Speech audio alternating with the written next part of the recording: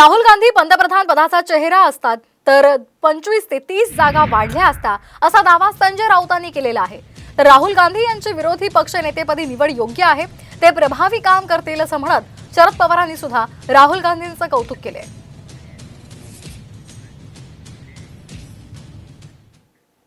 केंद्रामध्ये राहुल गांधी हा चेहरा झाला असता की राहुल गांधी पंतप्रधान पदाचे उमेदवार आहेत हे जर ठरवलं असतं तर किमान 25 ते 30 जागा सहज वाढल्या असत्या देशभरामध्ये, अशी माझी भूमिका, आमची भूमिका आहे। राहुल गांधींची निवड त्यांनी केली एका दृष्टीनं एक नव्या पिढीचा प्रतिनिधी, दोन पार्श्वभूमी राजकारणाची, तीन कष्ट करायची फिरण्याची प्रचंड तयारी, या सगळ्या गोष्टीला पोषक अशा प्रकारचं ते व्यक्तिमत्व आहे आणि त्यामुळे ते प्रभावी होतील अशी मला खात्री आहे।